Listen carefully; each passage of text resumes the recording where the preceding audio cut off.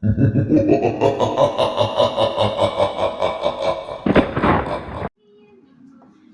umaga po, magandang tanghali, magandang hapon, magandang gabi mga kaantingero-antingera ko dyan.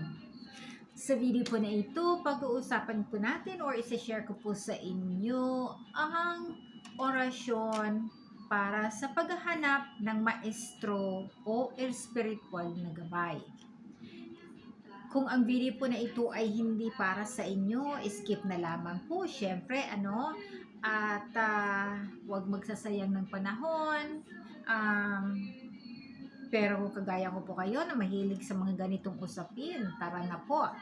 Kasi ito po ay napakagandang topic natin at ito ay um, sa mga nahihirapan po na maghanap ng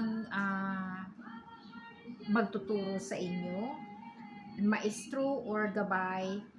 Ito po ay makakatulong kung kayo po ay naniniwala. Alalahanin po na ang lahat ay kung tayo ay naniniwala.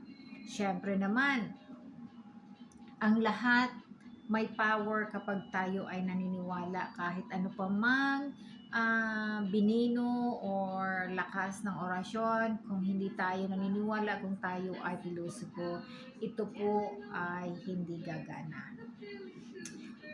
So, ang pamamaraan po nito ay napakadali lamang. Masyado po itong um, madali. Madali ito. Ito ay pero kailangan itong isaulo. Huwag ninyo itong isusulat sa papel tapos daladalahin lang. Ito dapat ay para sa inyo na memorize po ninyo ito. Kasi ito ay bibigkasin sa tahimik na lugar habang nakapikit. So, halimbawa po, nasa kwarto kayo, magdasal kayo, pagkatapos na magdasal, ito ang ano ninyo, ibibigkas ninyong orasyon na ito. O kaya, magdasal at humantong magdasal na humantong sa iyo ang isang tunay na guro, hindi mandaraya.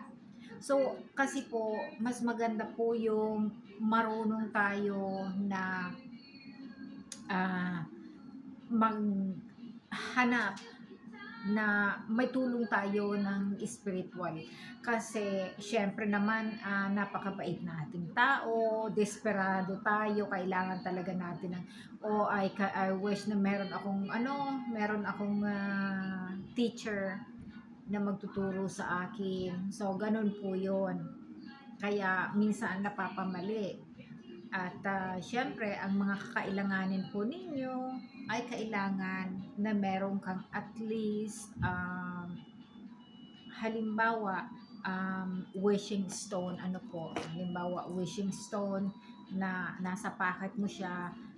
So habang nagwi-wish ka or nagdadasal ka ng orasyon na yon, ginaganon-ganon mo siya, para kasi naaano siya, na-activate na, kasi minsan kapag nagdadasal tayo na wala tayong hinahawakan o walang nagpapaalala, minsan nakakalimutan. Kaya maganda rin po kung gusto niyo na meron kayong yung wishing stone, pwede yon, pero not necessarily, kasi kailangan ito na isaulo. Pwede mong bigkasin ito na ganun lamang pero halimbawa ako po, kasi sa dinami-dami ng inaalala ko, meron po akong wishing stone, o meron akong medalya.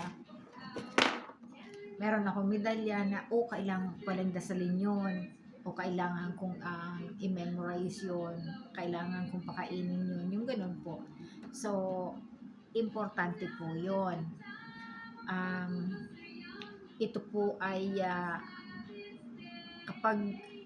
kapag ang tao masama ang intensyon, ang pakiramdam mo ay mainit yung katawan mo, at aano mo yung tao na yun na parang siya, yung hindi siya ang karapat-dapat sa iyo na magturo. So, kaya mabuti po ito na orasyon. So, anyway po, eto na po ang orasyon.